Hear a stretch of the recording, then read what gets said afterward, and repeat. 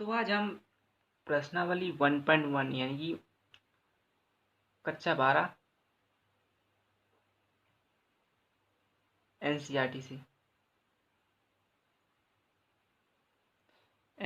से प्रश्नावली 1.1 का प्रश्न पहले का चौथा यानी कि चौथा सवाल लगाएंगे आज हम। चलो पर इसको पहले पढ़ लेते हैं कि समस्त पूर्णांकों के समुच्चय z में यानी r बराबर एक्स वाई कि x माइनस वाई एक पूर्णांक है द्वारा परिभाषित संबंध r। अब हम सबसे पहले इस सवाल को पढ़ने के साथ साथ इसको समझते भी हैं। समस्त पूर्णांकों यानी कि पूर्णांक क्या मतलब होता है कि जितने भी दुनिया में नंबर हैं कि -2 -5 -6 1 2 3 4 यहाँ तक कि 0 भी एक पूर्णांक है। ये पूर्णांक मतलब जितने भी अनंत कि -2 3 4 5 6 1 लाख -2 लाख -3 लाख -1 2 3 4 0 कितने भी नंबर हो दुनिया में सब पूर्णांक होते हैं। अब हमें इसमें क्या दिया है कि x माइनस वाई एक पूर्णांक है यानी कि कोई भी नंबर ले लो, जैसे -5 ले लिया -1 तो माइनस माइनस प्लस यानी कि कितना आया -4। ये नंबर आगे निकल गए।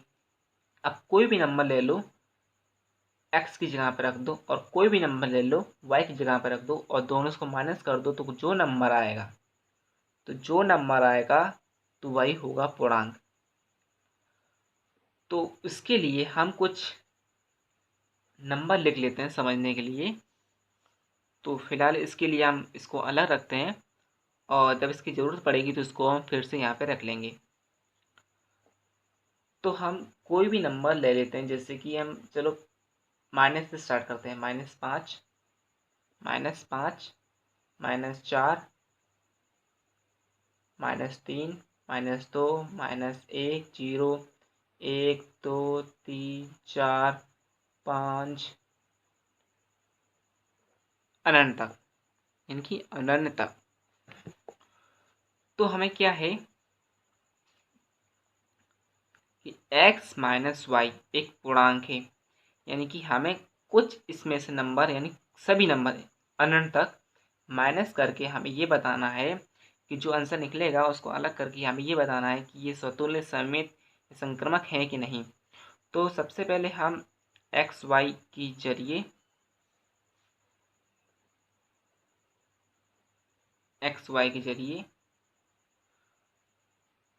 हम कुछ नंबर लिखा लेते हैं। जैसे कि कोई भी नंबर ले लीजिए। अगर हम ये थोड़ा ट्रिकी है और माइंड से थोड़ा बाहर भी है, लेकिन माइंड से यानी कि अब इसमें थोड़ा हमें समझने की देर है, क्योंकि ये जो सवाल है ना इसको समझना बहुत ज़रूरी है। अगर ये समझ में नहीं आएगा तो आपको कुछ भी नहीं आएगा।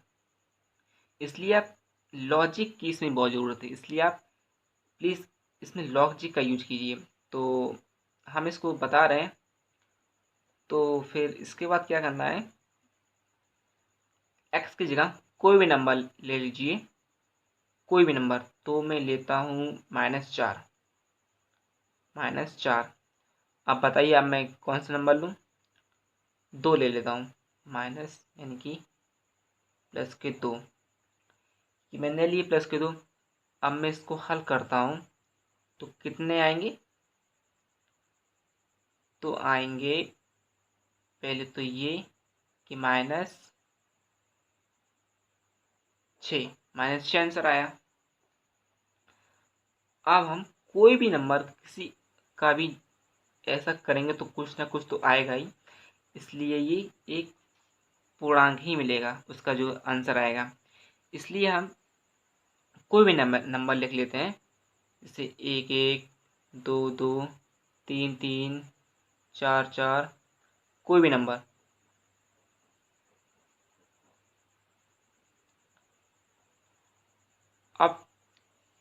अब दुनिया में तो सभी नंबर हैं, तो हमें सबसे पहले क्या निकालना है, स्वतुल्य। हम अगर इसको लिखने चाहें तो ज़िंदगी गुजर जाएगी, लेकिन मैं और ना ही आप कभी भी इसको अनंत तक नहीं लेके जा सकते, क्योंकि ये नंबर कभी भी ख़त्म नहीं होगा, कभी भी ख़त्म नहीं होगा। इसलिए ये मैं यहीं पे शॉर्ट के लिए यहाँ लिख दे रहा हूँ। आप कुछ भी नंबर लिख लीजिए, कुछ भी 1 2 3 4 पे ए टू जेड कुछ भी लिख लीजिए, आपका सही होगा।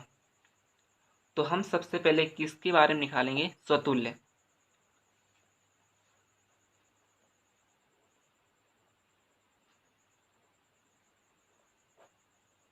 स्वतुल्य। अब यहाँ पे आप देखिए, स्वतुल्य क्या कहता है कि अगर मेरे पास 2 है, 7 है, 6, 0 है, कुछ भी हो, तो मेरे बगल में मेरे जैसा ही, मतलब मेरे भाई हो, मेरा भाई ऐसा हो, यानी कि मेरा ही रूप हो। तो अब अनंत तक यानी कि इन्फिनिटी, एक से लेके इन्फिनिटी तक इतने कितने नंबर होंगे जो एक एक 22 22 24 24 25 25 55 55 कितने ही नंबर आएंगे,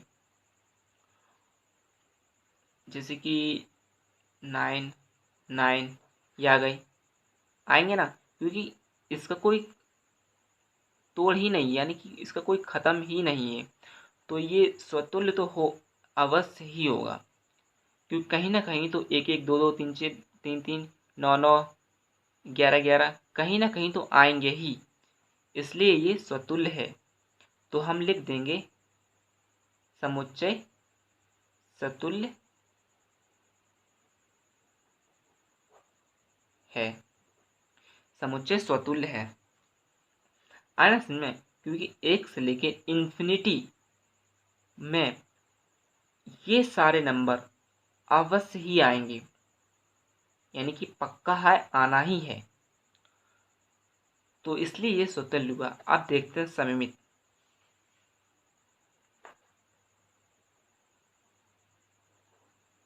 क्या देखेंगे? सममित। तो सममित क्या कहता है कि अगर मेरे पास 6 1 है, मेरे पास क्या है? 6 1 है, तो मेरे बगल में जो होगा नंबर वो क्या होगा? 1 6, यानी मेरा उल्टा। आना समझ में? मेरा उल्टा। तो आप ही समझ लीजिए या सोच लीजिए कि एक से लेकर इन्फिनिटी यानी अनंत तक कितने नंबर ऐसे होंगे जो रिपीट होंगे, यानी कि 6 1 है, यानी 61 आया है। तो कहीं पे तो 61 के पहले 16 आता है। अब 72 है, तो 72 के पहले 27 आता है। आया समझ में? तो क्या है, ये नंबर आएंगे ही आएंगे, क्योंकि एक से लेके इन्फिनिट तक तो मतलब ये नंबर आने ही है, क्योंकि यही नंबर है तो इसमें। तो यहाँ ही हम लिख देंगे कि हाँ, आर बराबर यानी कि समुच्चय सममित है। बिना किसी डाउट के आप लिख दीजिए कि हाँ ये सममित है, क्योंकि डाउट तो आपका क्लियर ही हो चुका है, क्योंकि एक से लेके इन्फिनिट तक तो यही तो नंबर आते हैं, तो ये बार बार रिपीट होते रहेंगे, तो ये समतुल्य भी हो जाएगा, सममित भी हो जाएगा। तो अब देखते हैं कि ये संक्रमक है कि नहीं।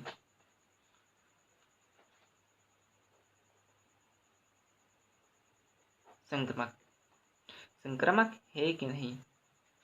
अब संक्रमक क्या कहता है वो आप ध्यान से सुन लीजिए कि जैसे 1 2 है, 1 2 1 1 है, 2 1 2 2 है, तो आप देख लीजिए कि 1 से लेके इन्फिनिटी तक ऐसे कितने ही नंबर होंगे। जैसे कि मैं ले रहा हूँ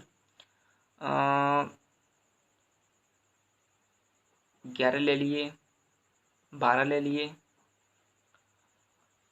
और फिर मैंने कितना लिया,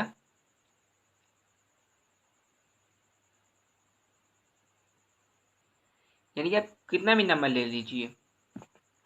तो यहाँ पे ये बोल रहा है कि ये ए है, ये बी है, और फिर ये भी बी है, ये सी है, तो फिर बी बी कैंसिल, तो ए सी बचा। ए सी, अगर ए सी यानी कि 12 यानी कि 1 2। अब आप ही सोचिए कि 1 से लेकर अगर हम 1 से काउंट करेंगे तो 1 2 तो आएंगे ही, यानी कि 12 तो आएंगे ही, पक्का है। तो इसलिए संक्रमक भी हुआ।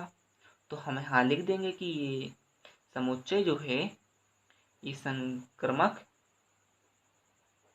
है। तो अतः जो समुच्चय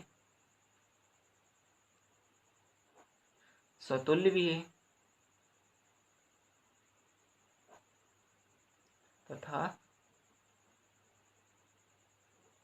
सममित और संक्रमक भी है, संक्रमक भी है। तो मुझे आशा होगी कि आपको ये सवाल समझ में आ गया होगा इसका हल, क्योंकि इसमें पूरा ही पूरा लॉजिक का है। आप सिर्फ ये समझिए कि 1 से लेके इन्फिनिटी तक सभी नंबर आते हैं। तो सभी नंबर में तो ये सभी आएंगे, रिपीट भी होंगे, उल्टे पुल्टे भी होंगे और कुछ भी होंगे। तो ये संक्रमक सममित स्वतुल्य भी हैं। तो फिर ये सवाल यहाँ पे एंड होता है।